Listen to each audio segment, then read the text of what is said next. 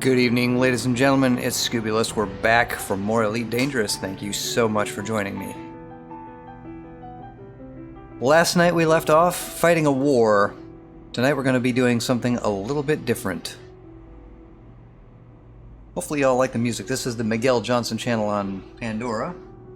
Dark Night of the Soul by Philip Wesley is what you're hearing in the intro.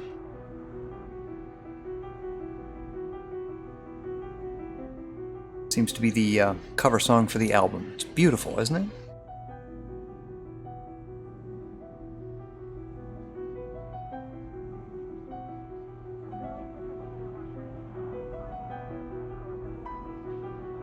Alright, so let's get you guys in game. Just tweaking a few settings here. I think if I turn my... Just tweaking some volumes here, sorry. I'm just watching my relative volumes and looking at how I can speak as opposed to last night. Alright, let's get you guys in game. Now I've also invited the observing members of the Elite Dangerous community to join in tonight. Hopefully there'll be some growth in viewership. Not many people are watching this. I don't have any giveaways. I'm not going to buy any viewership, but hopefully this is interesting enough. So, we are sitting in a Type 10, and we're sitting in the LRE system. And I had a revelation about last night, and what we were doing, and how it was, yeah, okay, it works, but depends on which way you want to fight, and you really need to watch the background simulation a little more closely, like I wasn't. So the first thing I want to do today is find out what effect we had on the factions yesterday. So we were fighting for LRE Jet Public Commodities yesterday. They're still in a state of war. Wow, wait a minute. LRE Jet Public Commodities is in a state of close defeat. That's interesting. We were fighting for them last night. I don't think anybody else knew about this, but let's see. The LRE Future, Movement for LRE Futures. These guys are actually getting the victory. This was the Civil War we were messing around with last night. Wasn't trying to do anything specific except trying to pick up some mats for crafting, which evidently we're going to do tonight. So, what my revelation was that these two factions, this one here is a Federation faction. They are aligned, and I'm trying to find out where in here that is. I don't see it. So, they are aligned with the Federation, and there's a symbol right where the name is. That's the Federation symbol. These guys down here, Jet Public Commodities, are independent. So I was actually hurting my Federation rank as I was doing this. And I don't want to do that. I am passively trying to get up rank in the Federation. So what I want to see also now is my personal status. Fed rank, 86% Lieutenant, 88% Friendly, and I'm sure that went down last night as I was playing this game. So I want to try not to harm them. I would like to have the same kind of rank that I have with the Empire and actually move that up. I'm already 100% king in the Empire. I want that cutter. Not that I'm an Empire shill or anything, but the ship is beautiful and it's a tank and it's very useful. And that's my target. So 1.05 billion is the cash in hand. And tonight we're going to be preparing for Throwback Thursday. Throwback Thursday is a feature I would like to do to fly an old ship just for fun. And also to make a point. This is why, whoops, this is why you shouldn't sell your old ships. I need to plot a course back to where my other ship is. Stellar Cartography. Star map. That would be Legion you're hearing. I need to come off of this, go back to the star map. And I have been working out of the Sol system, so why not? Because, you know, Earth.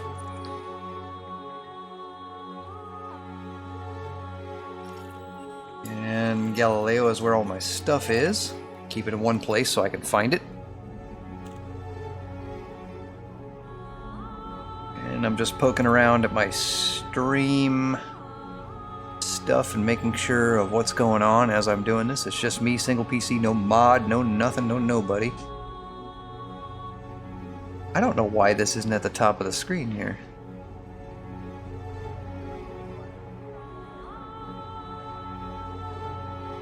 I do believe the Twitch website is on crack. My layout's all jacked up over here. Alright, so course is plotted for Earth. We're 5 jumps away, and the cargo bay should be empty. Yes, it is. Okay, so we can change ships, and we're gonna go. Once we get there, we're gonna get into the ship. We're gonna look at a layout, and we're gonna do some engineering. So let's get this show on the road. Seat backs, tray tables in the full upright position, and prepare for departure. Launch. Initiating.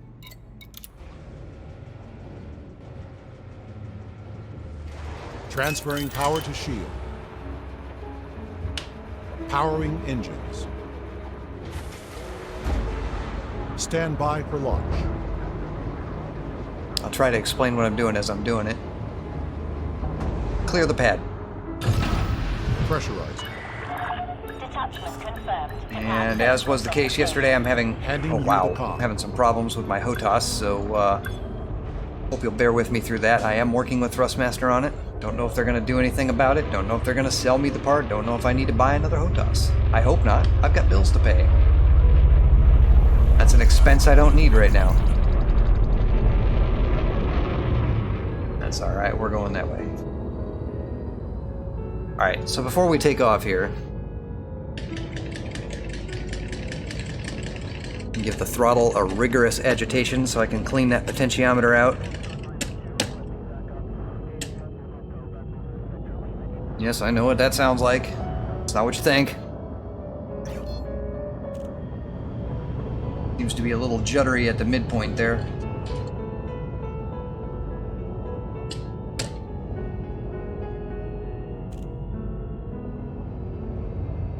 Seems to be a little better for the moment.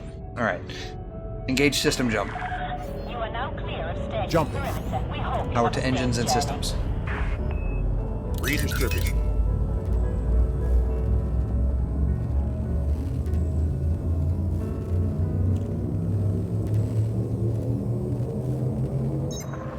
Course adjustment.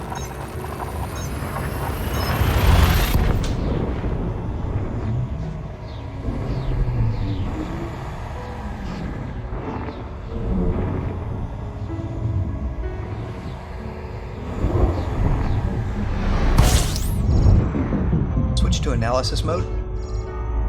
Affirmative. Fire group beta. Scan the system. Scanning now.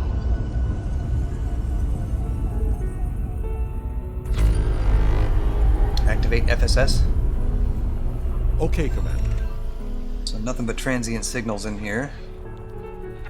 We are looking to do some engineering, so we'll make sure that there's not anything out here that we're missing, like high grade. This is probably an uninhabited system.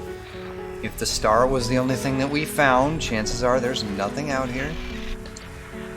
However, if there is another signal source in our path, it would behoove us to stop and gather those materials. Materials are always good. Never hurts to pick up some mats. Probably making everybody dizzy as I'm doing this.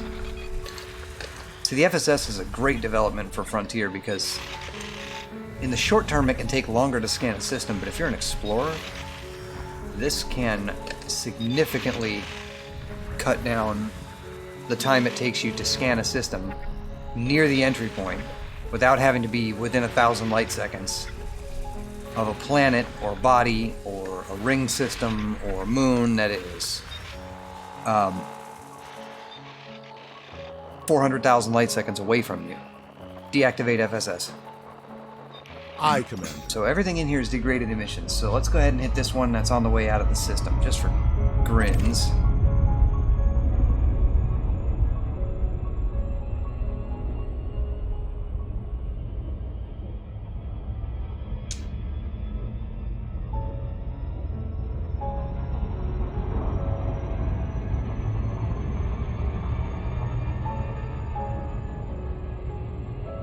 And while we're coasting over there, I'll see if I can slim down my programs running in the background a little bit. There was a timer I had over there. Actually, I'm going to set this up for my monitor 1.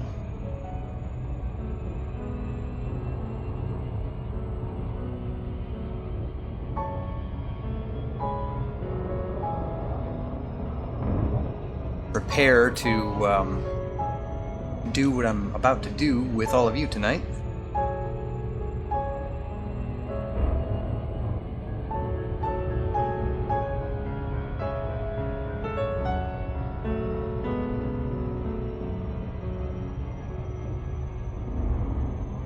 Apparently I need gas.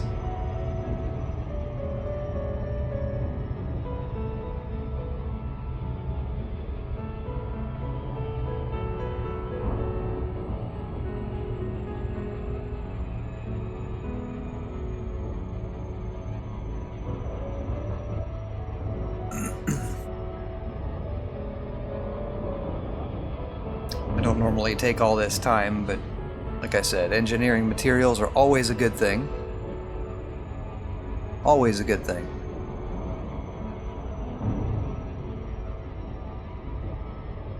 So, why not stop and pick some up? Mats, get some today.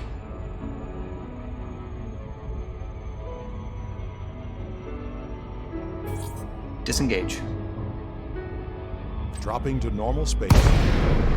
Awaiting orders. What do we have? We should collect everything we can. Orange shield emitters, which are garbage. I'm gonna get close to full on that. And crystal shards, which I don't have a lot of. Lower the cargo scoop. Cargo scoop.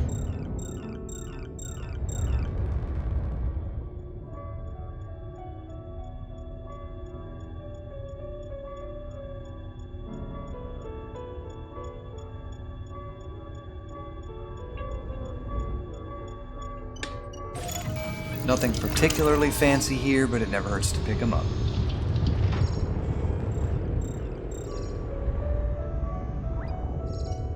I'm not going to get too extravagant in this system. I just want to make one stop. Do this every so often. You'll be surprised how quickly your material storages can fill up. Close the cargo hatch. The cargo scoop is retracted. Engage system jump. Frame shift drive engaging.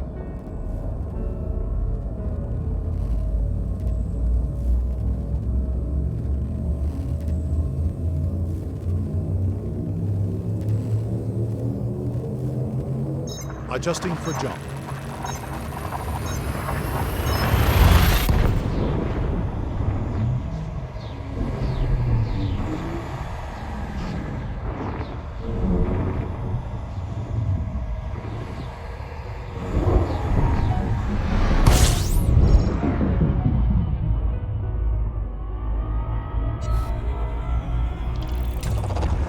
And I believe, if I'm not mistaken,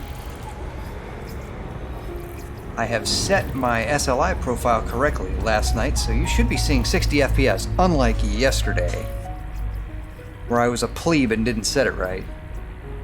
I'm just going to make sure of that now.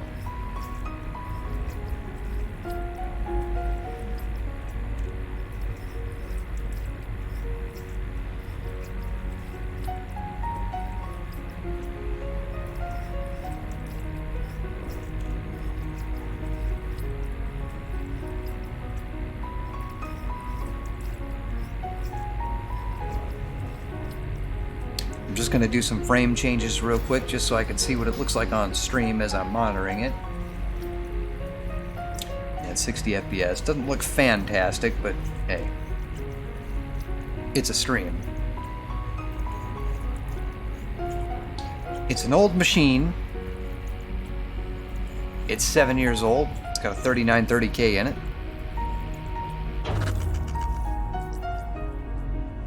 And we'll see if we can blow it up.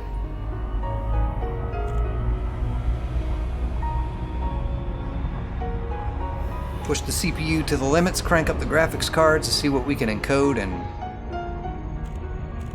Do our best to find an excuse to build a new machine. Engage warp drive.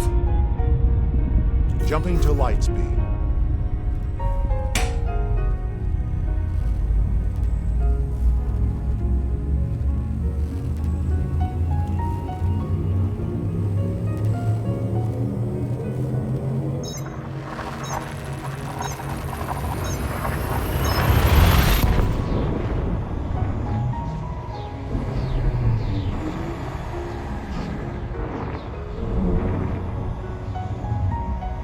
Bloodluster, welcome to the channel. Good to have you aboard.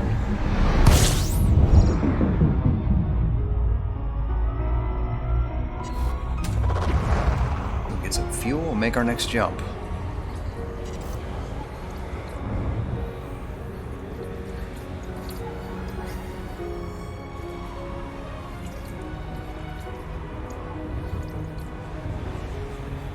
Type 10's a beautiful thing, even though it handles like a building. I can sit on this star all day long. How many jumps we got left? 2.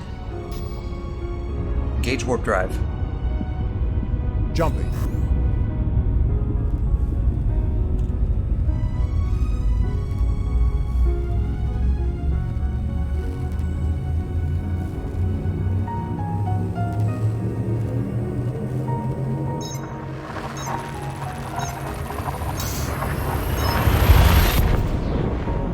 Hyperspace velocity reached.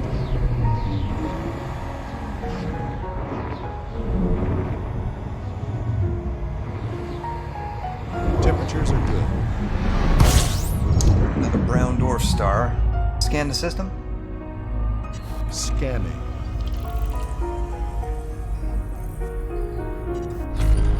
Probably not anybody here. Tell me about this system. WISE 1639-6847 is unpopulated. Engage system jump. Jumping.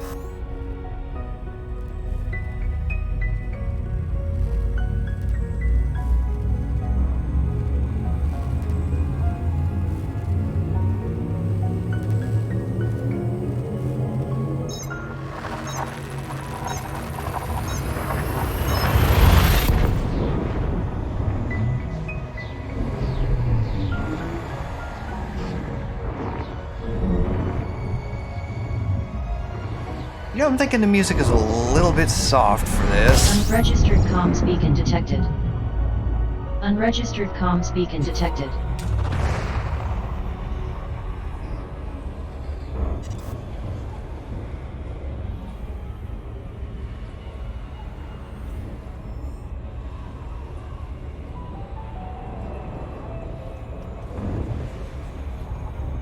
Lots of piano, not much else. Alright, well, let's go back to Mark Petrie and see if that sounds a little more enthusiastic. I'd like to stay awake these next 3 hours or so, and I'd like to keep all of you awake for the next 3 hours and not be a cure for insomnia, for crying out loud. There we go. Mark Petrie radio was awesome last night. It was a perfect complement to combat.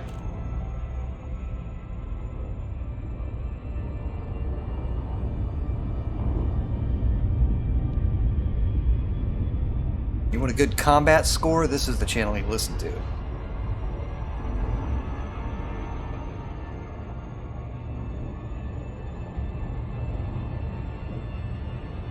Welcome to the Sol system. Home of the Earth.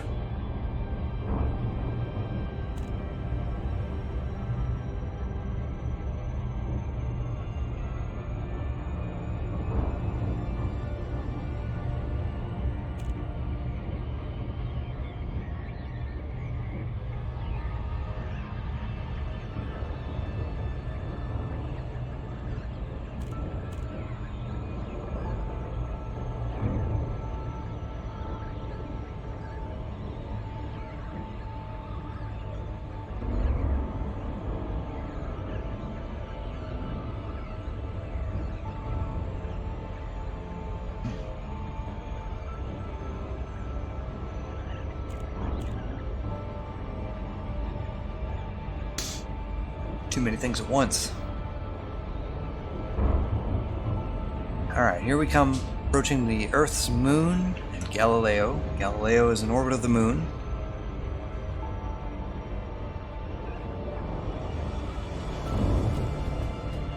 There's Luna. They don't call it Luna, though. There's Earth over there. What is that, Mars? Yeah, there's capital ship over there, so that's probably Earth. Looks like Earth. Disengage. Dropping from super. Alright, well, that was kind of a boring flight.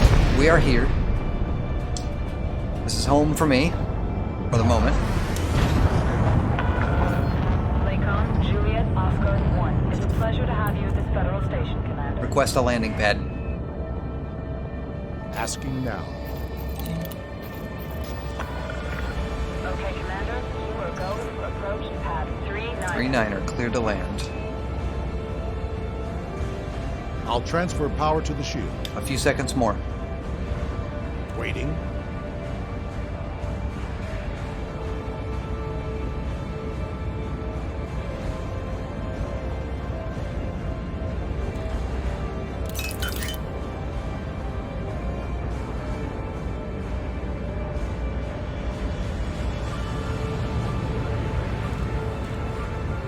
Are gonna have to roll this over to get to 3-9. Go.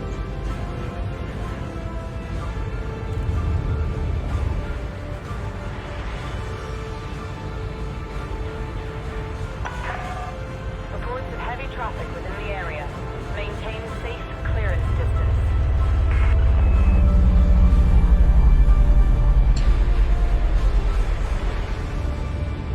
Gear down. Landing gear deployed. Oh, I'm gonna belly flop if I don't slow this down. There we go.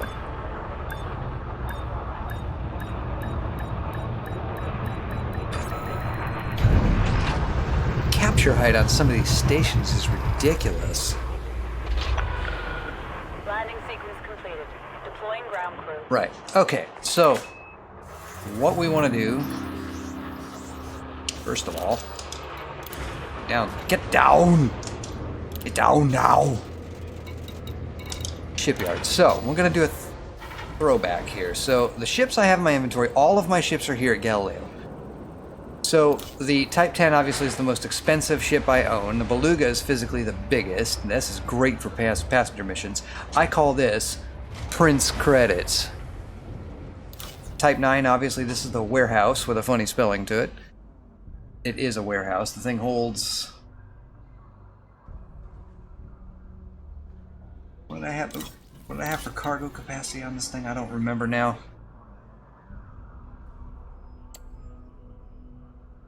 256, 256, and 128, so 640. 648 tons. So it's not fully equipped, but it's got to have shields and whatnot on there. So Type 9. Then the FAS, the Defiant. DS9 fan, can you tell? I haven't used that in a while. This thing is just... I don't even like it. I don't even like this ship. If there was one ship I would sell, it's probably this one. Imperial Clipper. I'm sure there are people in the audience that have found a good use for this, and its most redeeming quality is that it's fast. But I've got other fast ships. My Orca is as fast as this is, which is right underneath this. They're both 530 meters per second. Not the fastest they could be, but they're because they all need to be re-engineered. I've only done the new engineering mods on a few ships and haven't really gone back to re-engineer these, which is kind of the point of tonight's episode. Python, I've got blood on its hands, so that is the... Wow, my Orca costs more than my Python. These are in order by top cost, so the Orca's worth something then. Anyway, Python, best ship in the game. Python is love, Python is life, and unfortunately this one's a little bloody. Need to pay some fines on it. Vulture.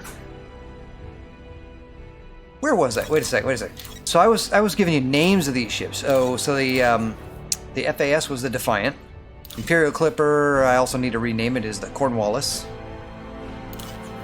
Orca.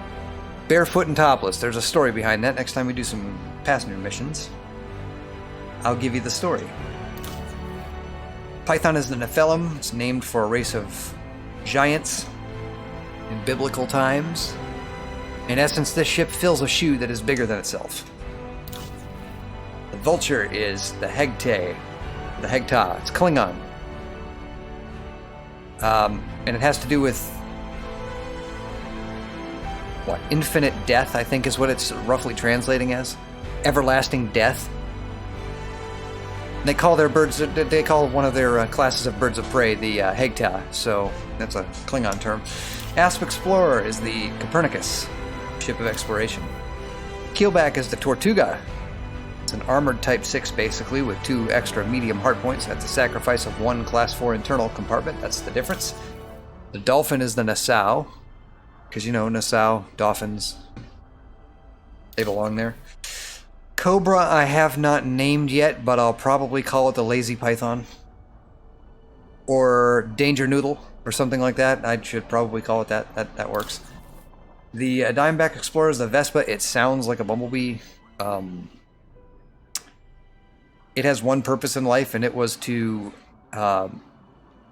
pluck off some biopsy samples from Thargoids. This is the only thing I have had success biopsy limpiding a basilisk. Only thing that's done it is this ship right here. I have tried. I have lost the Type 10. I have lost the Federal gunship I have. That's on a different dock somewhere. I think that's out in the Pleiades somewhere. And Sidewinder, some flung dung. Why? Because it looks like a Chinese takeout box. And the Federal gunship, like I said, it's out there in out in the Pleiades. I call this one the Klendathu. The registry number is Big K for short. So what we're going to do today, I think we're going to roll with the Keelback. The Dolphin isn't really a throwback. That came out later. And the Keelback's been in for a few years now. So this was my 3rd ship. We're going to go engineer this thing up. Let's get into it. This is the ship with the flailing arms. When you look at it from the outside, all the thrusters will turn in opposite directions when you roll. It's another Lakon ship with a boring dashboard and interior. And they're supposed to have added a seat to this. There it is. Wow, that's kind of stuffed in there, isn't it? I haven't seen this interior since they added the seat. There's really not much room in here, is there? They just kind of lopped that into the interior, didn't they? Well, it's cozy, I guess. Right, so I thought this thing was pretty big when we looked at it before. Let's do this. My camera controls are clunky, guys. So this is the Keelback. These are the thrusters. If you're new and have not seen this yet, this is pretty much a Type 6, and this is a Type 6 with armaments on it, and those extra thrusters have been added on. This is actually a fairly maneuverable ship for its size. But right up here, those 2 lids right here and right there are the size 2 hardpoints. So these have 2 medium hardpoints and 2 small ones that come out from underneath. And it doesn't sit very tall. It doesn't do very well. It just sort of is a big lumbering cargo vessel. We could run this one now, but today is not Throwback Thursday, and I do need to re-engineer this anyway. There's the door, so it's only about, I don't know, 2.5 decks tall, I guess. It's only 6 internal slots. Outfitting this ship should be an easy task. So let's take a look at what we got, where we need to go, and let's start running the gamut here. So for outfitting, this shouldn't be too difficult. Hardpoints, 2 beam lasers, 2 Seeker missile racks. We want to knock the weapons offline on our targets if we can get the shields down. These are... what did I do here? Short range blaster, yeah, that needs to change.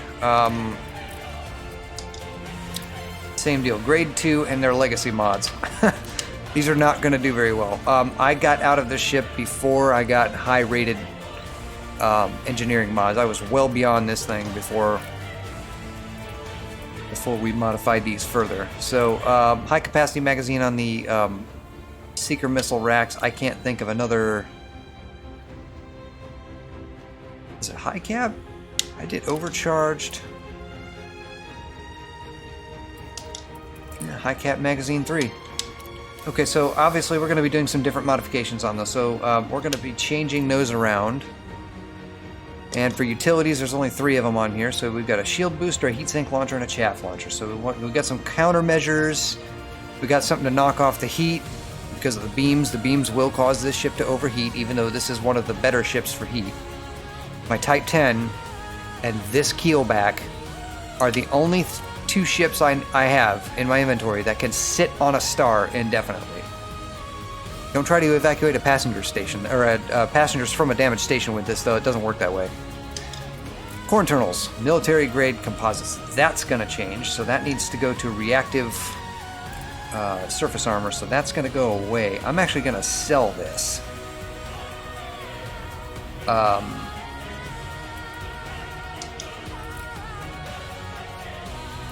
How is this not for module which requires a replacement module to be reinserted? Fine, it's going to get lightweight modules. Okay, so let me see that stored module.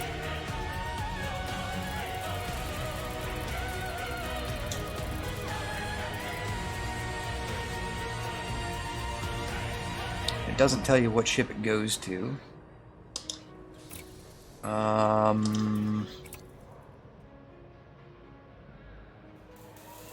None of my ships ought to have this anyway, so it's getting sold for 2.8 million. Okay, sure. Done. That's a Cobra. I'm trying to think if there's anything else I can put on this. So, for core internals, we want to put on...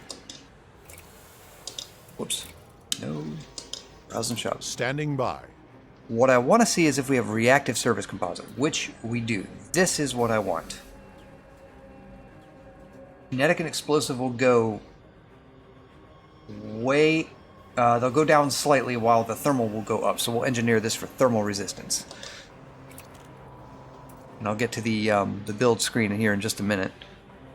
So I hate that this is 7 million, but that's fine. I don't have anything in storage. I sold it already, so I don't think you can't sell the lightweight alloys. It'll go in there anyway. It's like available for all ships all the time, so we'll exchange it. So yeah, so reactive surface is what you want. That's, wow, that's an expensive mod for this ship. That puts the rebuy up to 885. God. Class 4 power plant, this has been modified. Yeah, we're going to look at how much we need. I'd like to armor it, but it does need to be overcharged because, you know, Lakon. 4A thrusters, these are dirty drives. Good news is Palin is a lot closer now than he used to be, so we're going to go dirty drive 5, probably. So those can stay. Frame shift drive. Increased FSD range, we're going to go take off the legacy mod and actually increase that over to grade 5 if we've got the mats. That's going to be the first thing we do. Life support. I actually put an A-rated life support in here, and we're going to change this out for a D-rated life support, which we don't have. So there's no stock, which that says clearly in front of me. To pick that up along the way somewhere. 3A power distributor, it's one size smaller than the power plant, so it's going to be a wheezy one. Charge enhanced power distributor, that's what we want. We just want to take that up to grade 5. Sensors. This is probably taking way more power than it needs to. Let's see if they have a Class D. No, they don't even have a Class D.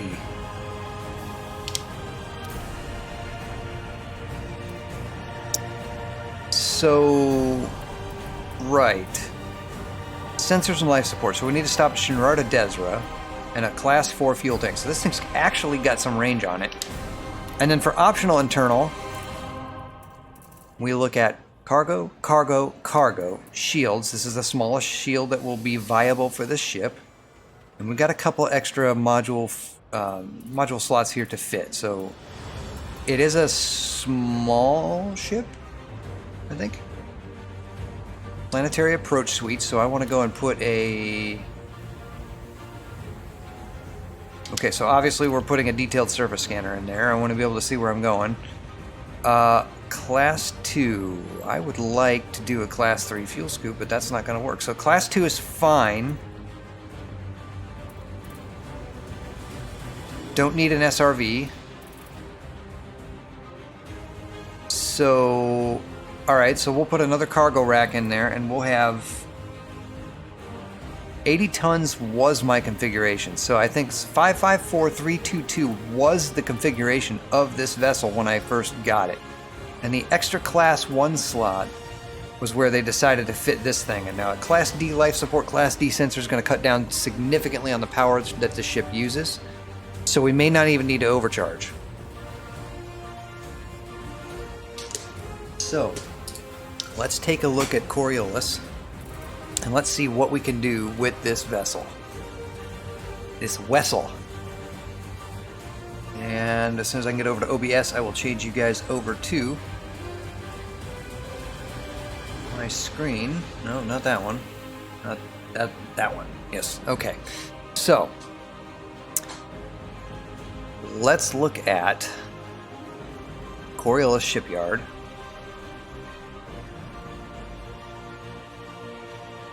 These are in alphabetical order. There's the keelback. It's a 3 million credit ship. Let me get my eyeballs back in here. Alright, so we know we've got 2 Class 2 beams. 2D gimbaled. I'm going to hit my target. They do less damage, but they lay that damage into the target more frequently. We've got a shield booster, we've got a heatsink launcher, and we've got a chaff launcher. So, yuck,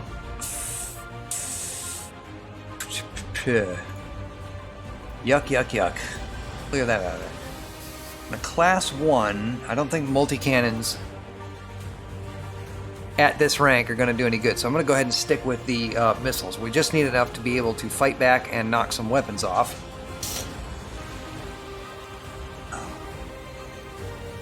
Ordnance. So how about 1B Seeker? You really don't want to do anything other than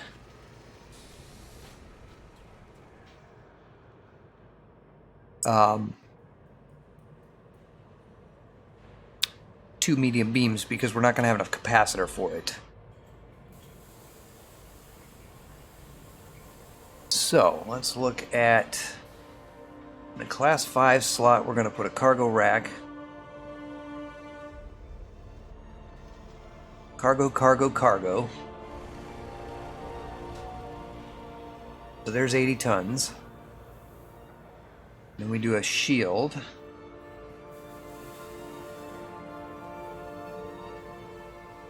A. And we're going to do a fuel scoop.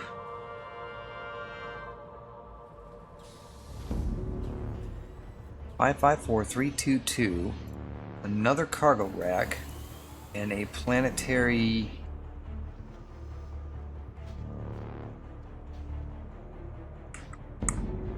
detailed surface scanner. That's well, it's now a 1-eye. Aye. Okay, so right now we're overpowered because I haven't done the internals yet. So we're going to put reactive surface composite. That's expensive, by the way. 4A power plant, obviously. Thrusters 4A, we want to move. Frameshift drive 4A. Life support, we want to change that out for a 1D, and sensors 2D. Alright, now that's a standard loadout. Now look what happens to the power. We're now 7% under the limit with weapons on, so we don't even need to overcharge with this.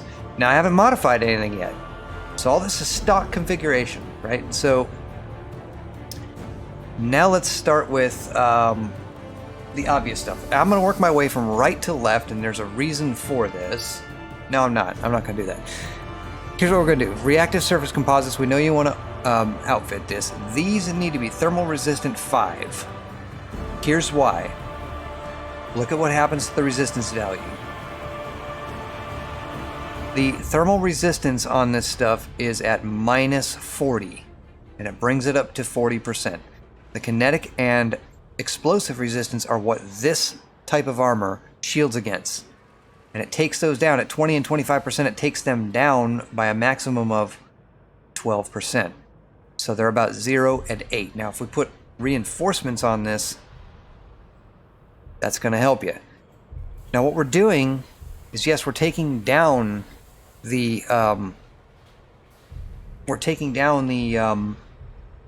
what the armor shields against, but what we're doing is we're negating the penalty that comes with having that armor. So anybody with a beam can come down and just burn you down if you don't do this. Now, normally in a ship that has enough compartments, I would put hull and module reinforcements in a class 5 if they were there, so medium or larger ships get those. And with that, you do a modification to the hull reinforcement to do it as heavy duty, and you get like somewhere around 30% resistance values to all 3 of these resistances. So what we want here is we want to gain some thermal resistance, and then that will put all 3 of our resistance values in around 10%. That's not great, but it's better than having one gaping loophole that you can drive another Type 6 through as far as your resistance values go. So watch what happened up here at the hull values. Here's the armor: 10, 16, and 22. So we don't actually need the thermal values. So let's reset this and look at the values. Now they're 20% explosive, 25% kinetic, minus 40 thermal. So that's why we're engineering this way. Let's do thermal resist. And if we look at what that does to the values, it brings thermal to 16, kinetic to 16, and explosive to 10. So what we need is layered plating. And if we do that, it keeps all the resistance values just about even. So that's what we're going to do there. We're going to do thermal resist 5, layered plating on the armor. For the power plant, we're going to leave that alone. We want to find out what comes out of this and find out how much, if any, we need to overcharge that. So some of this stuff is going to become efficient. So these beams right here are going to become efficient thermal vent. We have limited power to play with, limited distributor capacity to play with, so we want those to be as efficient as possible, but still do some DPS. So I'm leaving the power plant alone for now. I'm going to skip right over this. We're going to go to thrusters. Grade 5 dirty. We got Palin unlocked. Everything's fine. Drag drives are what we want. So watch the values. We've done grade 5 dirty, and if you look at the speed, wherever it is, speed and boost, 298 and 447. Now if I go click on drag drives, that increases to 310 and 465. This is going to be one fast little keel back. If I go to something like drive distributors, it changes the mass, right? So it's 457 and 304. It changes between modifying optimal mass and whether it optimizes your multiplier. Whatever gives you your top boost speed is what you want, but keep in mind that your optimal mass is going to be something that you want to look at if you're doing a cargo ship, or if your mass isn't going to change that much based on the function of what you're doing. If the only thing you're going to carry is a weapons loadout and you're doing a combat build, you might be better off with drag drives because you'll get a bigger multiplier, and the lighter your ship, the faster it will go and the more noticeable your speed increase will be. But your mass, your drive distributors, changes your optimal mass. So you'll get better maneuvering and handling. You might not get as high a top speed, but you'll get better maneuvering and handling. Now this ship's a cargo ship. It's not running from anybody. And if it does run, I want it to be plus 450 plus. I want it to be able to outrun the bigger ships that can't possibly break 400. So if I'm being chased by an Anaconda, I want this thing to run and scream. And that's what drag drives are going to do for us. It's a smaller cargo vessel. Frame shift drive, obviously jump range. It goes without saying. Mass manager is what we want on that. We've just now, let me do this. If we do, crap, clicked on the wrong thing here. If we look at our jump range, unladen is 21, laden is 16. That's not terrible with a 4A jump drive all by itself. Now, if we go and increase the range to 5, 32 unladen, 24.9 laden. And if I do mass manager, that gives me another light year at my top end. So if I do something like deep charge, it's going to use more fuel. That's what deep charge does. It gives the ability for you to dump more fuel into the FSD when you make your jump, causing a longer range. So let's look at that. So we're using mass manager, which gives you a better optimal mass to jump. It raises your optimal mass so you can jump farther when you're heavier. And then if we do deep charge, it'll use more fuel, and it gives me 0.5 light years, 0.05 light years less range. So this is actually going to be the way to go, mass manager. It's especially the way to go if you've got a really big, lumbering, pot-belly pig that you're trying to get across the galaxy. That's the way I would go. If you're running trade, that's what you want. Life support. Not doing anything with that. Reinforcing it would be good, but it's a canopy. Look, the ship's not even going to be $1 million on rebuy. I ain't worried about it.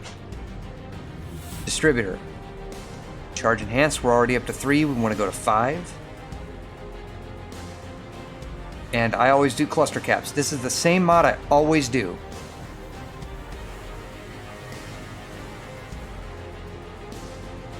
That's going to give us, what we're getting with this mod is recharge rate of 45% faster with a penalty of 5% less capacity in each capacitor.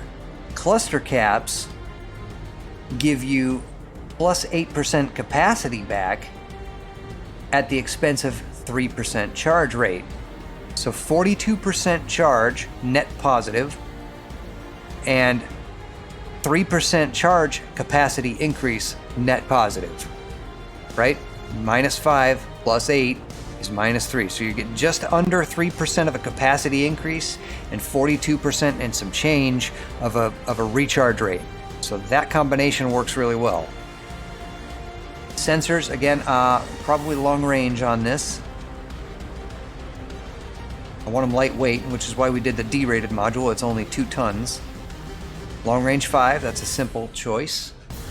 And the only thing in the optional internals that we're going to modify is the shield generator. And here's what's happening here. Look at these resistance values. Again, explosive and kinetic are what your shields are supposed to guard against. Explosive and kinetic without the armor reinforcements are what your hull is going to take the most abuse on. So the meta is kinetic for hull, thermal for shields, because this is where the resistance debuff is, right? So it's -20 against thermal, so what you want is to buff that up. So we have 50 explosive, 40 kinetic resistance, -20 thermal resistance.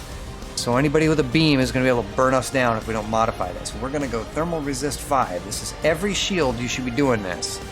Now watch what happened. Plus 50% explosive, plus 28% kinetic, plus 40% thermal. So we want to boost that kinetic up a little bit. So let's go with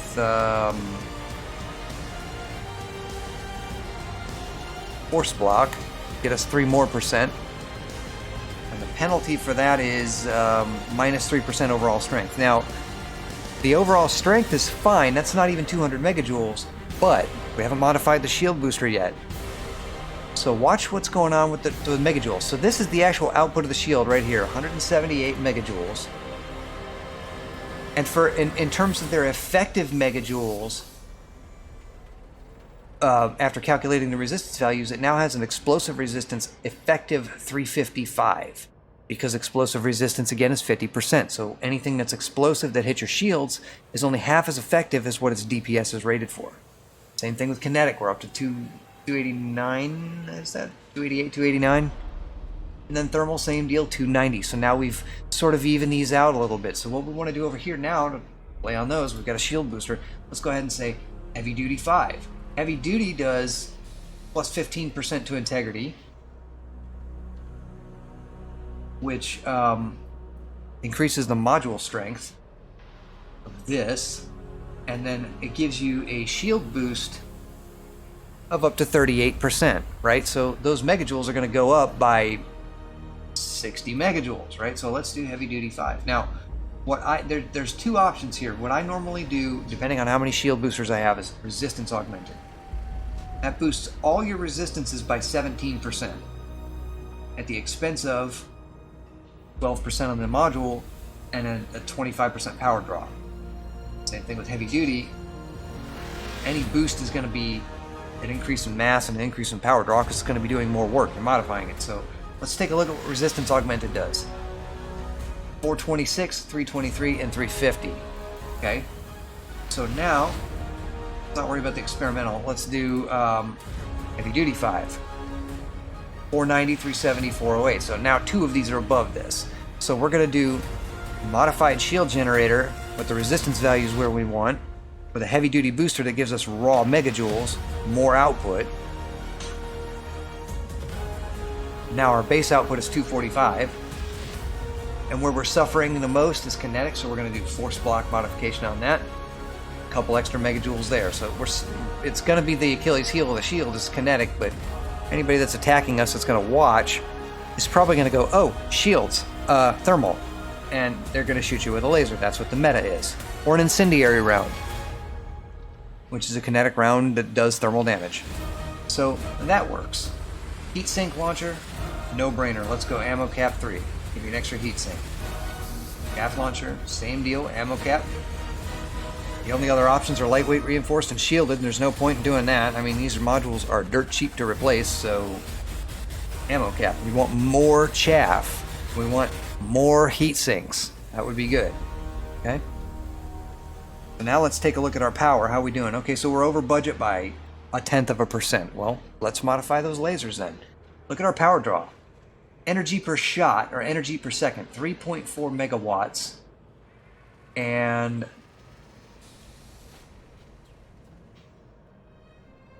I'm looking at power draw. So efficient will actually make the power draw go less. So efficient 5, look at what it does. Nothing but positives. Damage goes up by 9%. No. Ooh. They've modified it. This used to be a 9% increase. So efficient 5 is now 24% DPS increase. Distributor draw draws 45% less. Right? So your charge is going to, not only do we have a 42% increase in capacitor size, now we've got 45% less draw. So we made our stuff about 87% more efficient by doing this, haven't we? Power draw goes down by 48%. So now we're going to get our 0.1% back and then some. We're going to have some power to spare. So let's do efficient 5 on these with thermal vent. Why not? Well, let's see. There's no experimental on that. Let's see how much damage we're doing. Now look at our stats. DPS up from 12.5 to 15.5. Damage per shot up 3 points. So now we're doing 31 DPS with a pair of beams. Right? There are fighters that do better than that, but that's still not bad, right? So EPS down from 3.4 energy per shot down to 1.9. Heat per shot. This is another thing that reduces the thermal load. By making it efficient, you've now reduced the thermal load by 80%. Or is that 60? 60%. Beg your pardon. Poor eyesight, you know. So we've reduced the heat load by 60%. So instead of making 5.3 heat per shot, or heat per second. We're now down to 2.1, so they aren't going to run as hot. Damage per megajoule of energy, 8.2 versus 3.6. So now we're doing better with less. So for a beam, this is the way to go, right? So now, with no experimental, where is DPS now does 57 with the missiles, EPS 3.9, time to drain 12 seconds, as opposed to what? Let's reset this and find out. Now, instead of going dry in 3 seconds, TTD is time to drain your weapons capacitor from full with 4 pips to weapon. 4 pips to weapons and you'll drain your capacitor in 3 seconds. So yeah, you're doing 4 times as good. Thermal vent is always good. You're doing 4 times as good as far as the energy you're using to fire this thing. And thermal vent is good out of all the stuff you can modify your beams to do.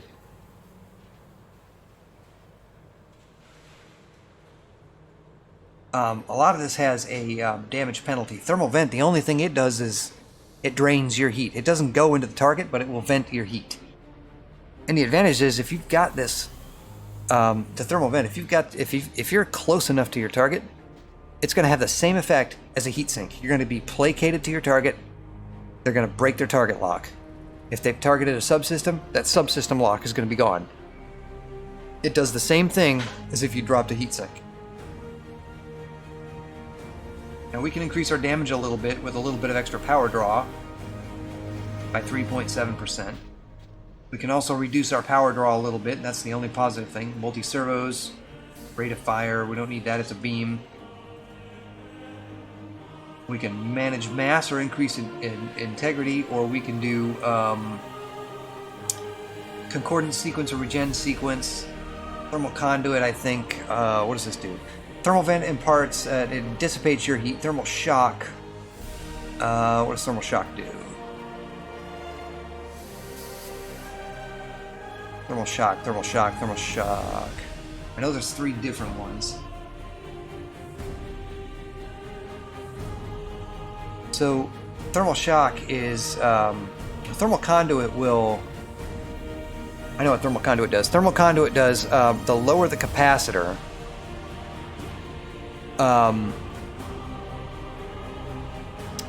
it's like go down fighting. Like the worse off you are, the harder they'll hit. So the thermal conduit actually does more damage. The hotter the beam gets, the hotter you are. If you're getting damaged by heat, these will do more damage. So if you're willing to overheat your ship, thermal conduit will deal more damage the hotter you are. So if you just want to keep pouring it on the target, but you're willing to take module damage, that's what that does. Thermal shock, again, imparts heat into the target, but you do less damage. You can do more internal damage. But thermal shock is one of those things that's kind of broken. It doesn't work the way it's supposed to. So that's what we want there. Missile racks.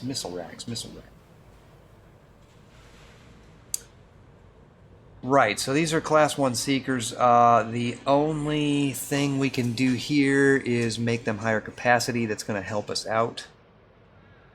We're going to get 100. We're going to double our ammo. So right now our clip size is 6, and we want a clip size of 12. And the ammo maximum is going to go up by 100% as well. So we're going to double our ammunition. Now, we can do drag munitions to slow our target down, emissive munitions to light our target up. Overload munitions does not apply to these. That's a dumbfire thing. Thermal cascade, oversized, flow control, multi-servo, double brace, and strip down. So a little more damage is always preferred. Our power draw is going to go up slightly by 6%. They don't draw a lot of power anyway. So high cap 5 with oversized is where we're going to go with this. And let's see where our power is sitting. And we're under the limit. We're 95.9% deployed. So right now, we don't need to engineer the power plant. So that's utilities done, weapons done, shields done, and all of our internals are done. So we don't need to do anything to the power plant right now. Life support is going to stay where it's at. Sensors are going to be long range. Distributor is going to be charge enhanced cluster caps. Frame shift is range. Thrusters are dirty drive 5s. And reactive surface components are going to be thermal layered plating. So we don't need to do anything with the power plant. We're actually under the limit right now. So what we're going to do, now that we're under the limit, we're going to armor this thing. If you can get away with this, armor it. If you can't,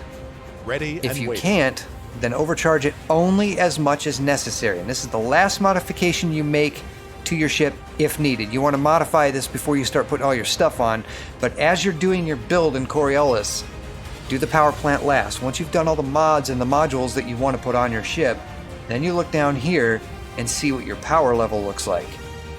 This is your retracted power level. You're only using this much with your weapons out, or with your weapons retracted. God, I can't talk today, I'm sorry.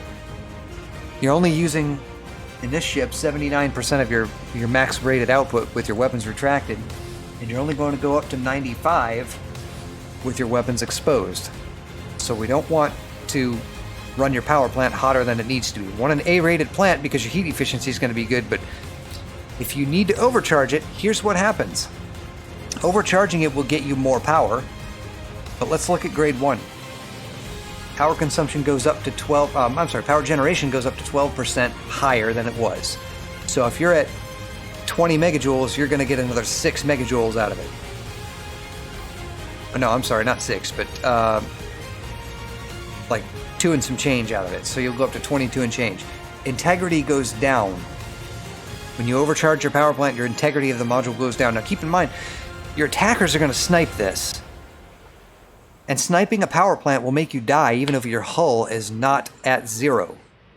They can cause a reactor breach, cause your ship to blow up. Blow up and go boom. That's bad.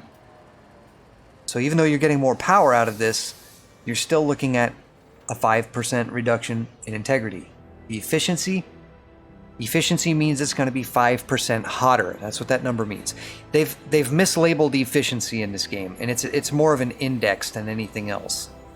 But it's suffice to say, it's going to be 5% negative effect, which means it's going to be 5% hotter. So we don't want to do that. Grade 2, which is where I had it, 10% and 19 for the power generation. Grade 3, 26% and 15%. Let's go up to grade 5. So 25% reduction in integrity. If it's 100 hit points, which it's only 88, but so that's going to be 22 hit points less. So it goes down from 88 to 66. Look at this. That's an easy target. And then if we monster it, right? Look at how much power I've got to spare, though. I'm only using 54 and 65, but we don't need to do that because we've got power to spare. We're not over budget. And even if we were, then we start setting power priorities.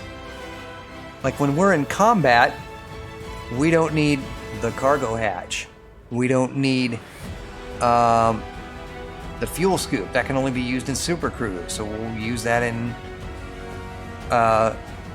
we'll not use that in combat, right? The heat sink launcher can be used in combat, and so can the chaff launcher, so we want to keep those. Given the size of the ship and the scope of the modules, that seems like a reasonable thing. Now we're below 90% usage when we're in combat. This line right here at 90% is where everything that's priority 3 is going to get shut down when the weapons are deployed if there's not enough power. So here's how I do this, guys. There's 4 modules that are must-haves, and they stay at priority 1. They're top. Thrusters, you got to be able to move. Shields are expendable, priority 2. Power distributor, expendable. All it's going to do is give you ability to charge your capacitors. Weapons are expendable. If you're running for your life, weapons are expendable. Life support is a must, you need air. Frame shift drive is a must, you gotta get to a station. Sensors are a must, you need these to communicate with the station. This is where your comm system lives, is on your sensors. This is priority 1. You can shut them off if you need the power, but you need them on to talk to the station, and they have to be at least 1% integrity. So if they're dead and disabled, reboot repair, get these back online, then you can dock. Without sensors, you can't dock. Fuel scoop, you cannot use it in combat. It's priority 3. Beam laser weapons, expendable, at priority 2. Shield booster. If your shields are expendable, so is this. Heat sinks, expendable. Chaff launchers, expendable. Everything else is priority 1. All this stuff up here, that's priority 1, cannot go offline if you're going to be saved. Now watch. If I make sensors expendable, because that takes 1.3% of my power, here's the trick, guys. This number at 40% right here. That's your blow up, or that's your pass or fail. This is your live or die line. If your power plant gets below a certain integrity value, the power output starts coming down. If your power output is below 40% and your module integrity is going down, ask yourself this one question. If you've got cascading power priorities here and everything that's expendable is offline and you've got only these 4 items, thrusters, life support, FSD and sensors online, am I still below 40%? If the answer is yes, you'll live if somebody's wailing on you. In the worst case, as long as your power plant is above 0%, you should be outputting at least 40%. And that's your cutoff line. Anything else that's, if you've gotten to that point and you're trying to run away, and those 4 modules are the only ones, your 4 priority 1 modules are the only ones that are still alive, and everything else is offline, you can still get away and not pop. If it's drawing more than 40, and your power plant drops below the integrity value that brings the power output below 40, you have a greater risk. It's not a guarantee, but it's a greater risk that your ship will pop. So this is your pass-fail line right here, and that's why those 4 modules are important.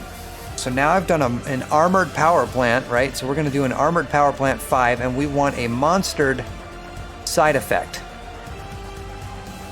So the armor is going to get the efficiency, the heat efficiency, the heat output is going to go down by 12%. So that's going to be better. There's more mass. It's going to absorb more heat. So physics. Integrity is going to go up by 120%. Now I've got 194 hit points, up from 88. Right. So it's going to be a lot harder to take that out. Power generation goes up with actually, let's do this. Power output goes up by 12% with an armored power plant. So that's a side effect. Mass goes up 20%. With the mass going up 20%, we now have a jump range reduction from 25.99 to 24.99 because we're heavier. Right, so now this thing weighs 6 tons. But look what it does to the power. So I don't need to monster it because I got 12%. So now what let's do, we don't need to make it thermal spread. Now we can double brace it. So it's an experimental side effect if we want to do this. I wish it would tell me what it needs to do that. So armored double brace. Now we have an integrity value of 223. So the power plant's going to be an impossible module for an attacker right now. And look at our power value. Since we have that extra 12% to play with, now we're up to 85%, or down to 85%. And our pass-fail line, our priority 1 modules are below 40%. So now we're going to survive an attack on the power plant. If somebody's wailing on the power plant, trying to pop us, this will survive a lot better than if it were overcharged. So what we've done, we put our weapons in, we put our shields and cargo bays in, we put our modules in where we want them. We're going to make some changes to these. We're going to go to Shinrarta Desra first. No, we're not doing that in open. That would be extremely unwise. Never go to Founders World in open. If you want to live, follow me. We've got a shield booster, we've got a heatsink launcher, we've got a chaff launcher, we've got 2 efficient beams, we've got 2 high-cap missile racks. We're going to knock the teeth out of our targets' heads. These missiles, by the way, do the same damage in Class 1 and Class 2 racks. The only difference is the capacity.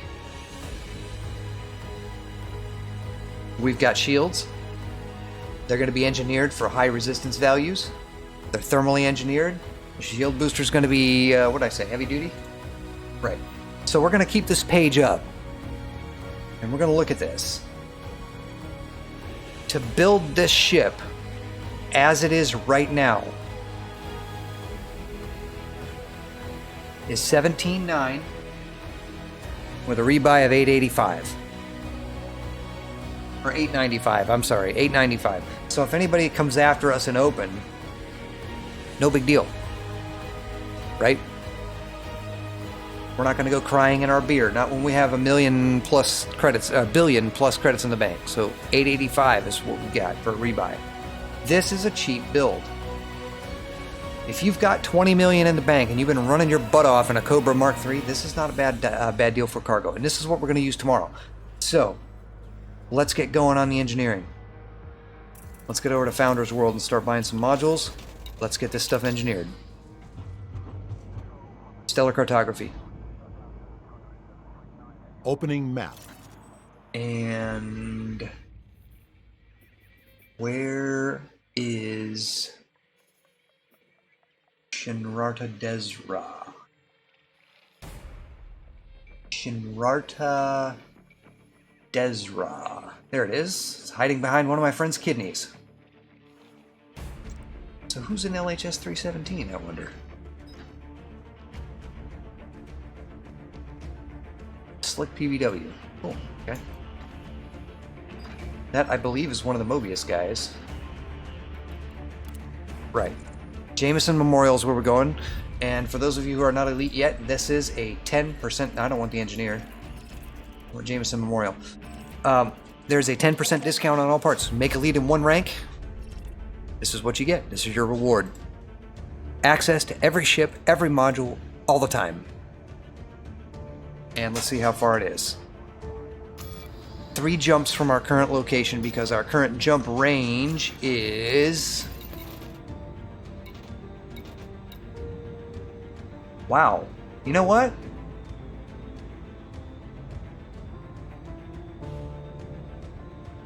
What the hell?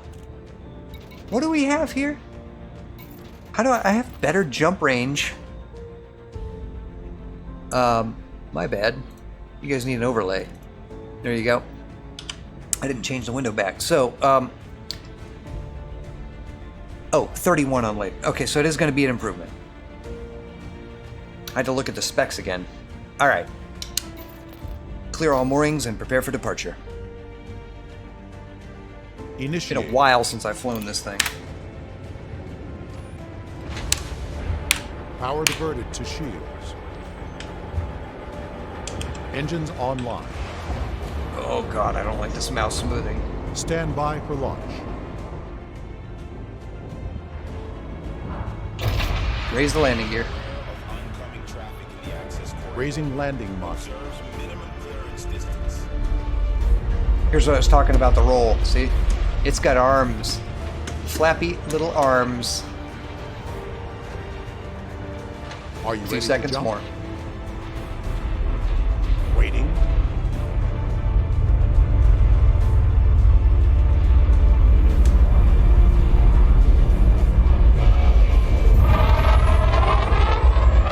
Boosting now. Oh my god, the pitch rate sucks.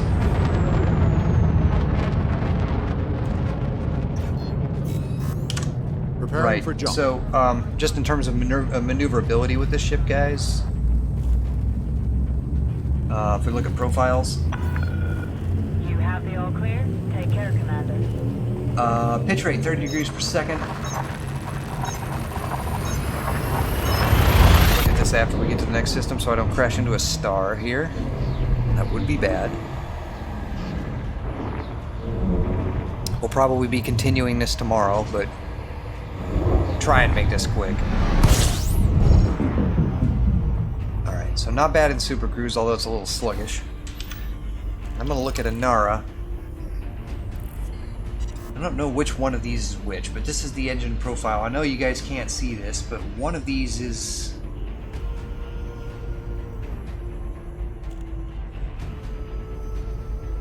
Let's see, so... 221 meters per second. I do power to engines, and that goes up. That's my speed. It's 152, 41, and 23. So there are maneuverability characteristics of this ship that they go up by about 30%. So I think my yaw is 17 degrees per second, 30 degrees per second pitch, and 111 degrees per second roll. I think.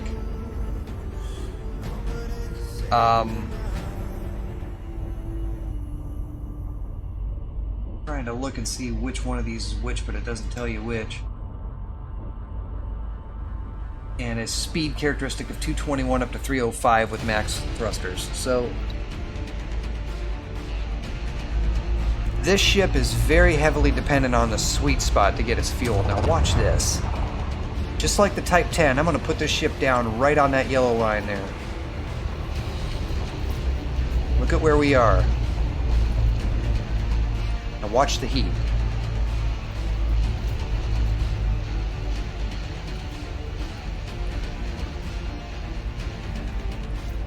I'm sitting on the star, scooping at my maximum rate. Granted, this isn't a terrifically hot star, but 66% all day long. That's where the heat lives. It's an admittedly slow fuel scoop, but this is what fits.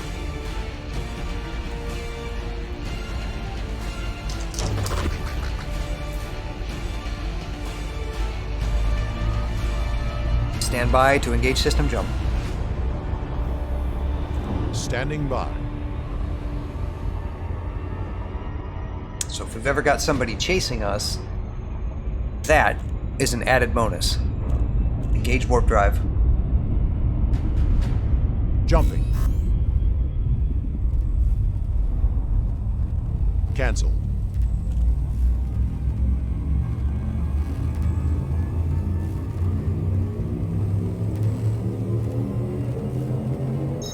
Back.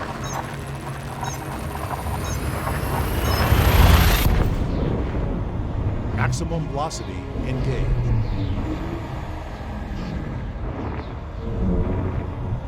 All systems check out. No unusual activity. Next system is behind the star. Ooh, there's the exclusion zone. I was wondering when that was going to show up. And apparently I don't have anything configured on the other fire group. So let's do data link composition discovery scanners on 2. Chaff and heatsink are not bound. And I don't have a detailed surface scanner, so that's going to be it for those. Analysis mode. Scan the system. Acknowledged. Completing system scan. Stand by. Now, admittedly, this vessel does not have much. Stand by to engage system jump. Standing by. Engage. Making the Now, jump to light speed. If you're interested in combat, this is the smallest available ship. It's 3 million and change. It's the smallest ship that can carry a fighter. This is the earliest opportunity you have to put another crew member right over there that can fly your fighter with you. This vessel, when properly built, can be a support vessel in combat.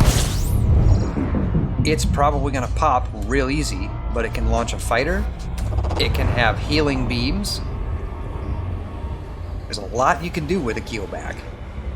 People underestimate it. Oh, yeah, well, Type 6 is better. You can haul more cargo in terms of trade, yes, but I've always been a balance it out kind of guy. That if you're going to trade, people are going to want your stuff. And if people want your stuff, rest assured you're going to have to fight for it. So we're now approaching Jameson Memorial.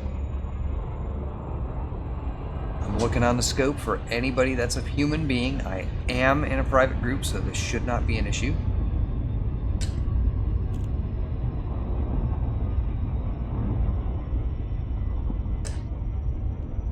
Trying to clean my potentiometer out again on my throttle axis is giving me problems.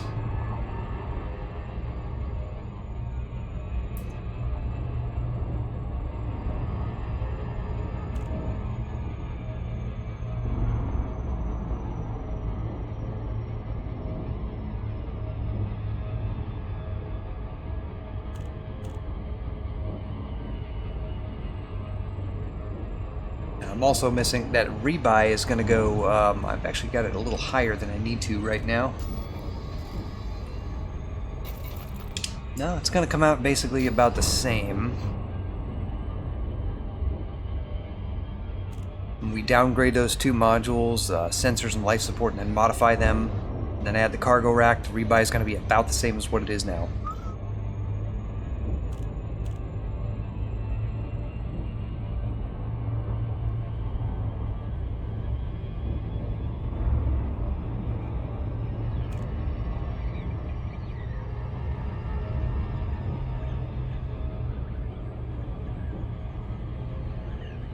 Somebody behind me now, but it's not a human.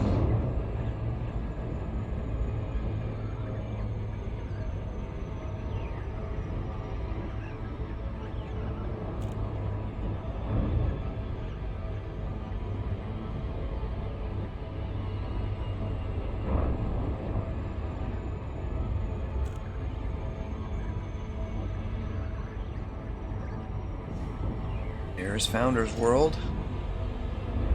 If you're looking for Founder's World on the map, you can just type Founder's World in the galaxy map and it will direct you to this system.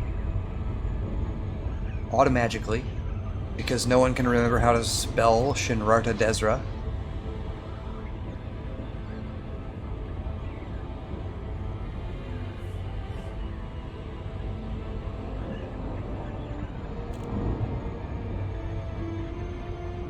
Disengage.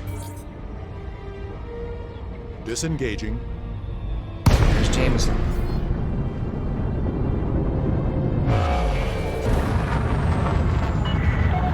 Icon Juliet Oscar 1. It's good to see you, Commander. Please enjoy your stay in this facility. See, right now I'm not even above 400 meters per second. With grade 5 dirty drives with drags, drag modifications to them, that will change, and the ship will be able to outrun anybody that attacks it. Unless I'm being attacked by a clipper, then that's a problem. So here's the sweet spot. Look at the pitch rate. Look at the roll rate. Look at the yaw rate. It's much better than what we were flying before. Even though it's a cargo ship, the sweet spot is where it's at with the keelback. It is a cargo ship.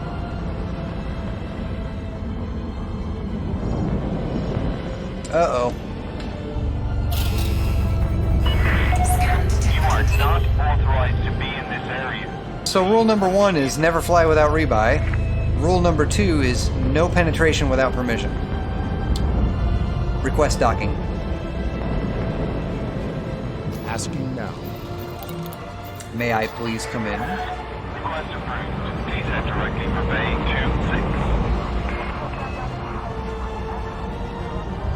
26. Power Please. to shields, Commander.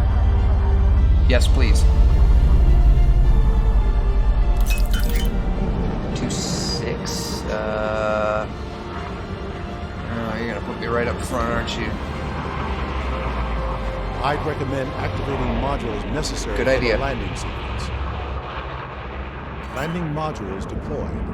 And if I would learn how to fly, this would be a little easier.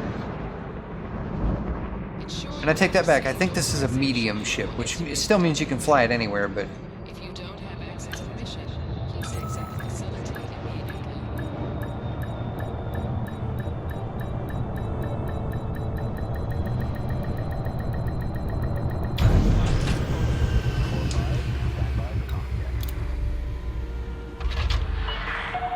Ship is on the ground. Perform landing checklist.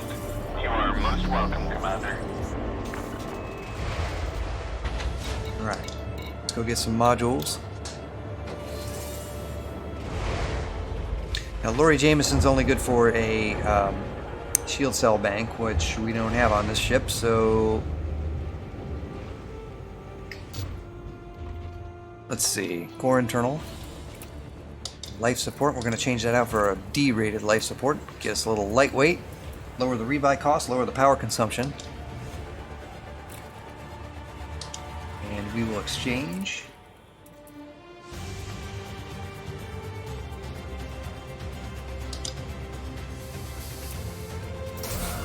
And sensors. 2A is good. We're fine where we're at. I could keep those. But let's practice what we preach. I'm not going looking for combat, so this with a long-range mod is all we really need.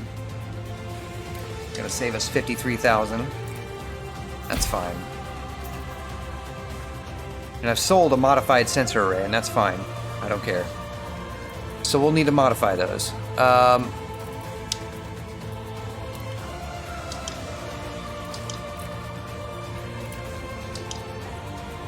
Resistance augmented 5, and we said heavy duty 5, right? So,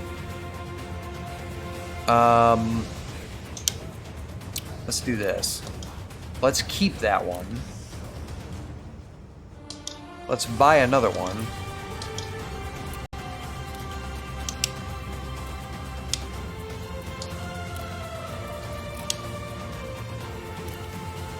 Ah!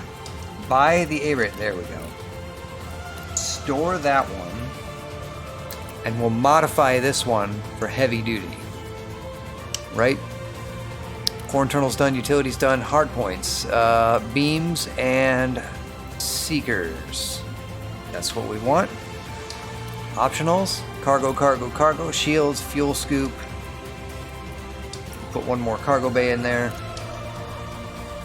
4 more tons, so 84 tons. And then we put in a planetary approach. I'm sorry. What do they call this? A stellar body scanner? Surface scanners. There we go. Detailed surface scanner. Okay. So that is configured. Still land. And let's make some updates to the paint job real quick, because it's been a while.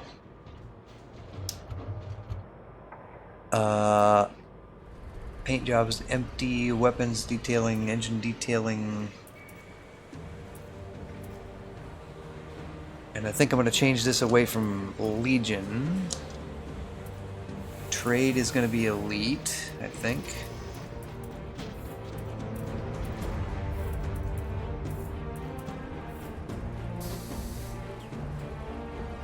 Where's the one with the tail? There it is.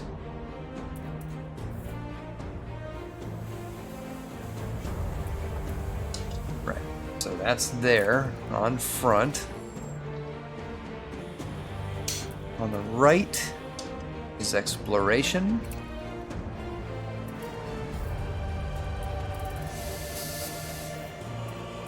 And I know that's elite because I've been my fair share. I've been places. That's there. Okay. And let's see. Combat is... What am I, dangerous these days? Too far off. Alright.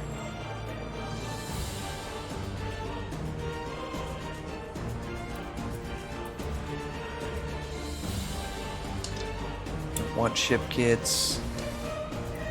Names and IDs. Let's find where it is. Alright, so updated the paint. Okay. I think we're good. Now let's go get our jump drive modified. That'll make everything else easier. Stellar cartography.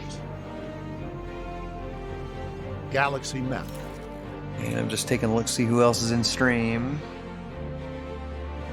Bunch of bots today, man.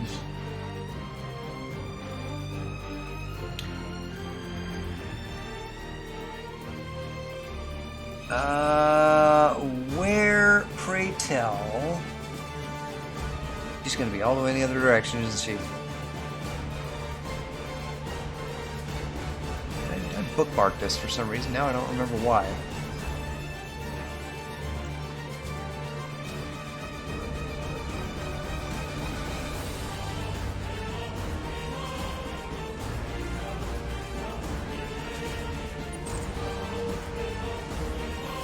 Why did I bookmark that system?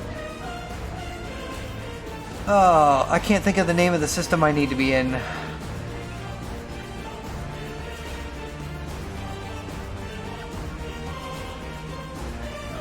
It'll come to me.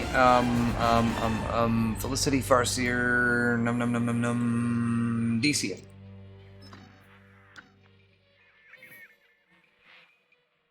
She didn't get attacked, did she? I don't see, Weird. Alioth, Isai, RK, Arda Desra, Yoru. Oh, she's over here. There you are. Okay.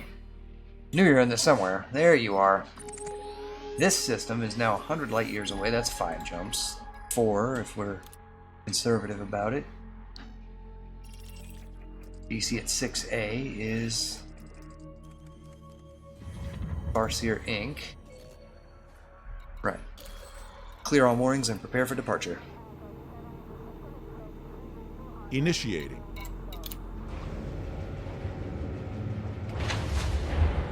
I hope I got the materials for this. Engines online. Stand by for launch.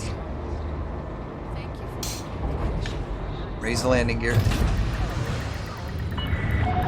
Detachment complete. Alright, let's start thinking about a new voice assistant. Crew command roster.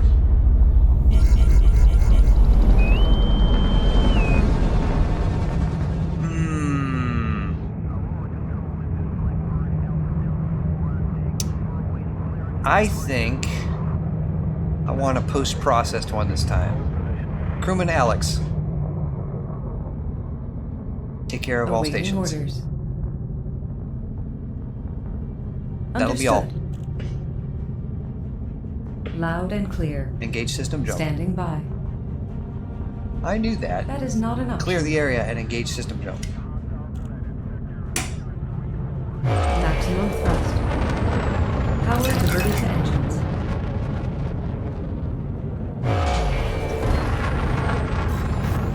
Preparing for jump.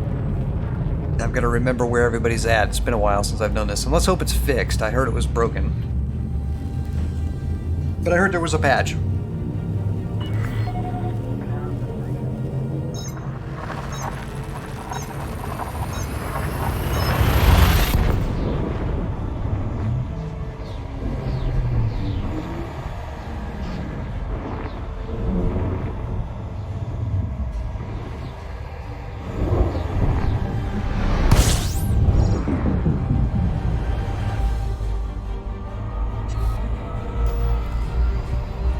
Said 5 jumps.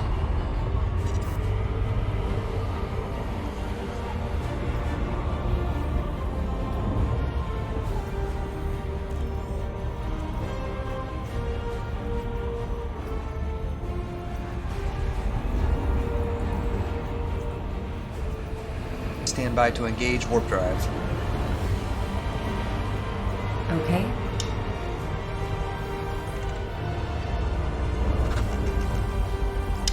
Engage. Jumping.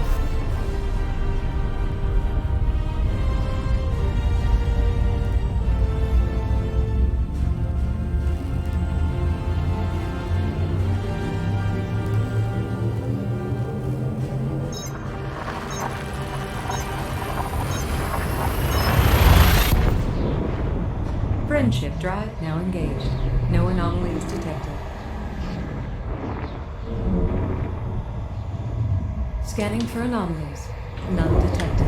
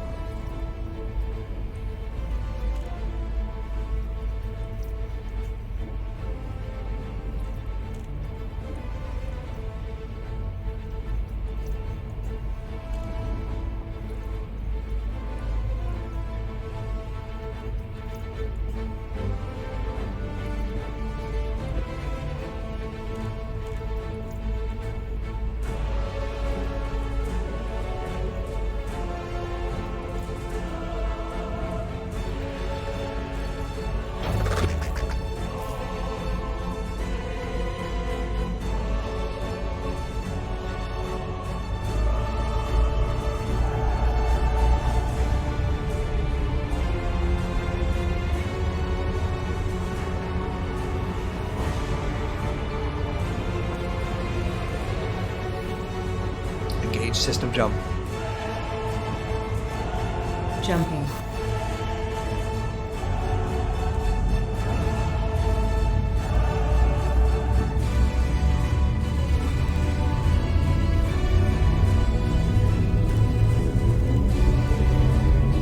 Leaving system.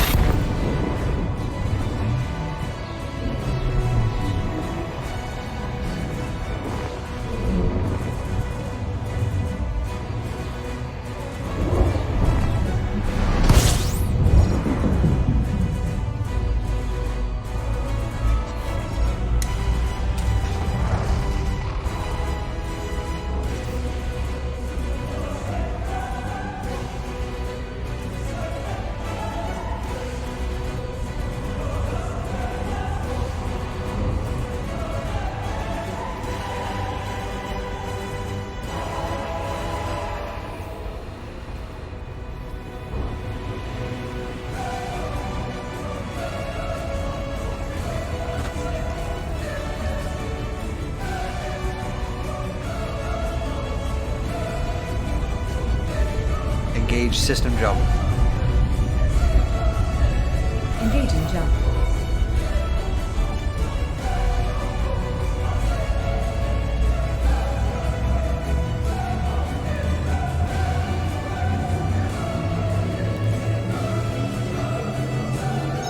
Vectors.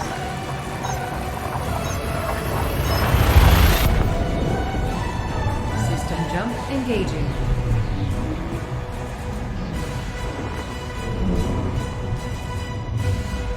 Key systems are at optimum levels, readying for exit.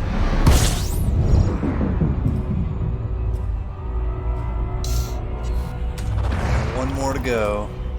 Scan the system, please. Scanning for information.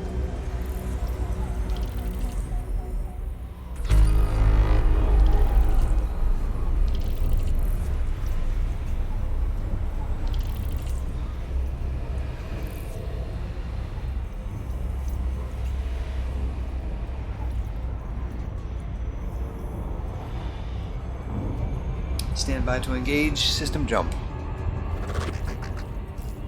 Standing by. Engage. Jumping.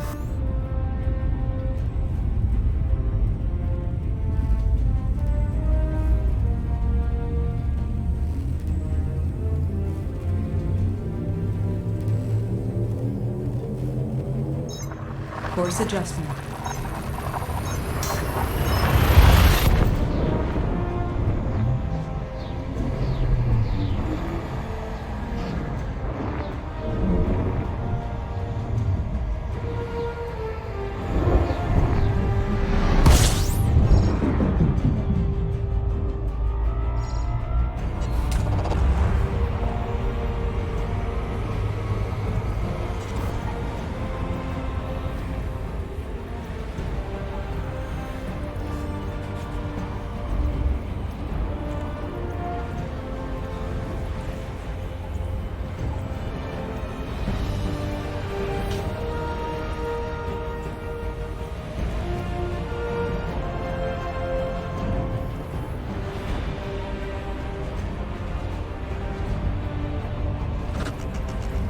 We're in the DC system. 2,800 light seconds from Farseer Inc. She's got to modify her jump drive, get us some longer jump range.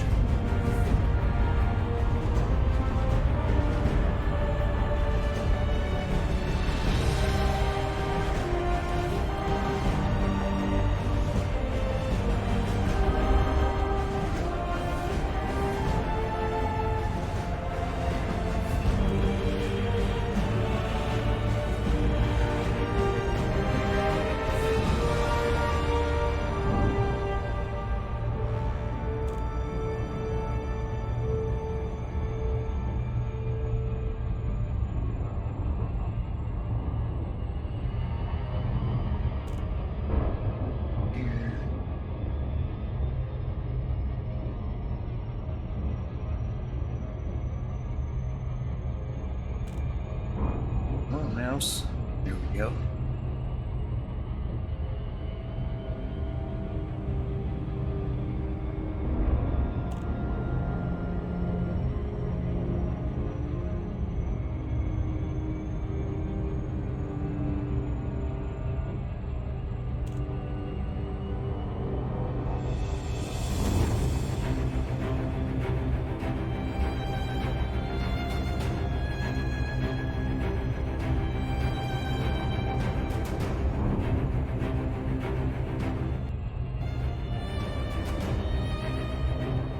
Well, that was a hold my beer moment for the mouse, and watch this stuff, because that didn't go as planned.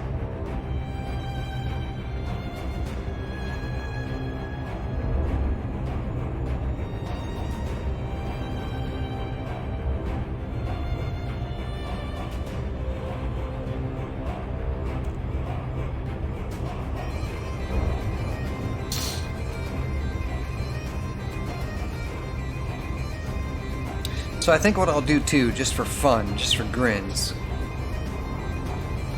is Jim stopped in here last night, and Jim was supposed to be getting his desk and his HOTAS set up because I bought him one of these. Thrustmasters T 16000M FCS flight pack. And it's been a while since he's played this with me, and he's watched and went, wow, you know, this is awesome. I gotta get back into this. I gotta get back. And finally, I broke him and went, he's supposed to be getting back into this weekend. So I will plan on playing with him and using the keelback just so I can have my hands around the idea, or around the throat of the idea of just doing this old school. Not picking a fight I can't win. Making sure I'm playing on his level. Prepare for orbit. Decreasing speed.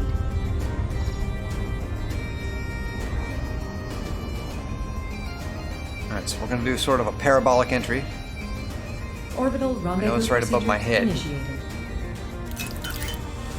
It's going to ease it on in there. We've got the avionics active.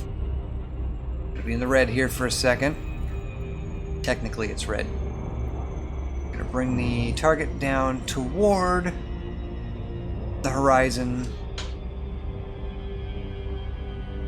And for planetary entry, you always slow down. And I always Re-entry aim procedures for a 30 initiated. to 45 degree vector.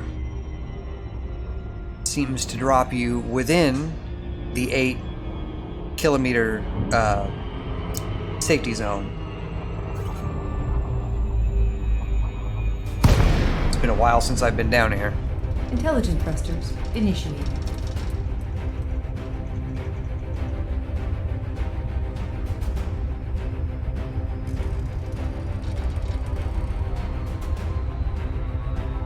It's been a long time since I've seen to see Felicity.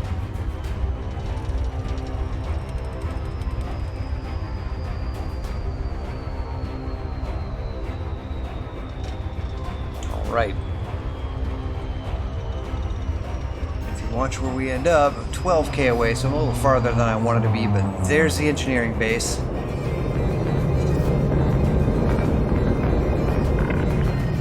Lakon Juliet Oscar 1, commencing automated flight control routine. Please observe docking protocols. And as soon as we're within range, request a landing pad. Requested docking. Access granted. Proceed to landing pad 04.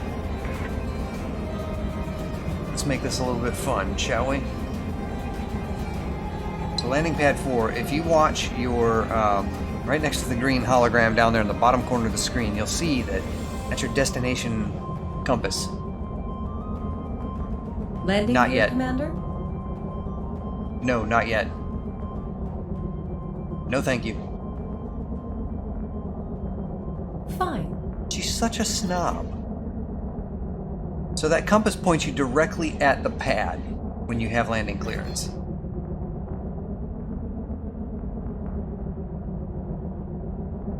I'm constantly floating between mass lock and knock because the terrain is bumpy.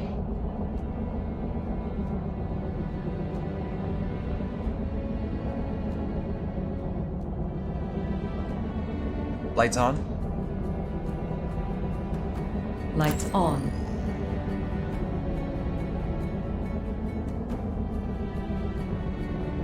Think I can make it? I think I can squeeze in there. Little vectored thrust in there.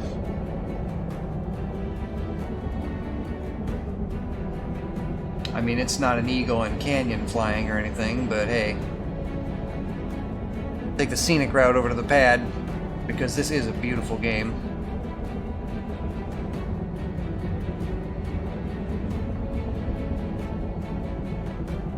Pad should be just to my right.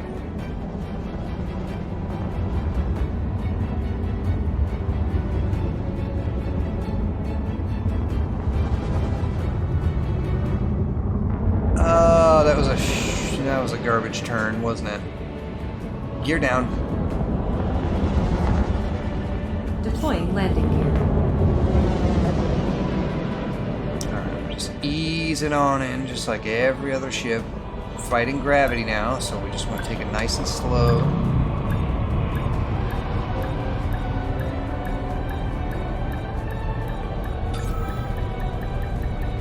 Lights off. Would you like me to perform No, routine thank you. maintenance when we dock? That's a negative. Touchdown. Welcome to Farseer Inc. Engaging Lights off. restraints. Your arrival has been Thank you for noted. doing what I asked.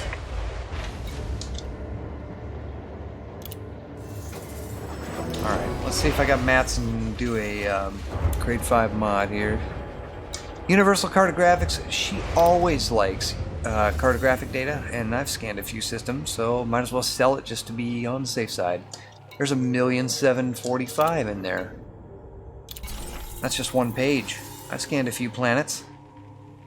Brought her some info.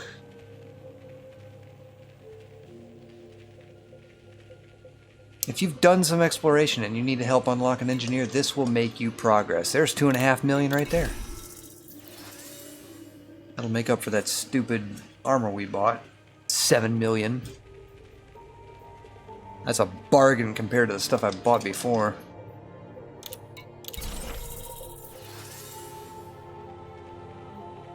Alright, so I've sold all my cartographic data. Don't have any bonds, I don't think. It's worth a shot. Nope, can't turn any bonds or intel contracts. So let's do the engineer's workshop.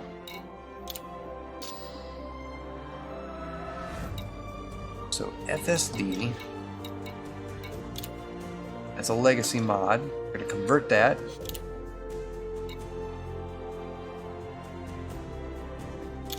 And I've already got a grade 4 module, so we want increased FSD range.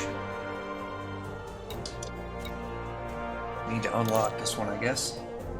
This is going to take plenty of what I got. Manganese, chemical distillery, and eccentric hyperspace trajectories. I should need to roll this maybe 2 or 3 times.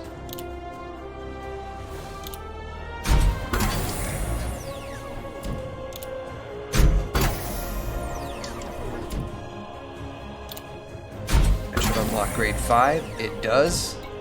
This is going to take arsenic, chemical manipulators, and data mined wake exceptions. Now, I picked up the data mined wake exceptions the other week. I need more.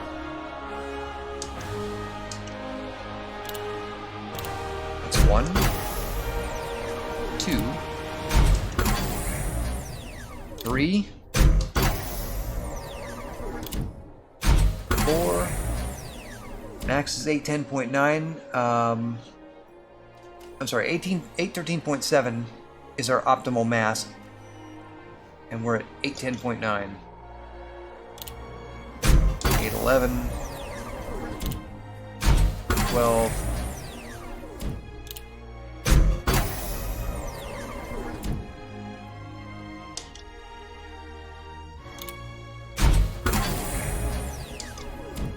I'm a few decimal points away from finishing this, and now it's done. That took a lot of freaking rolls. Alright, so experimental. Looking back at the build.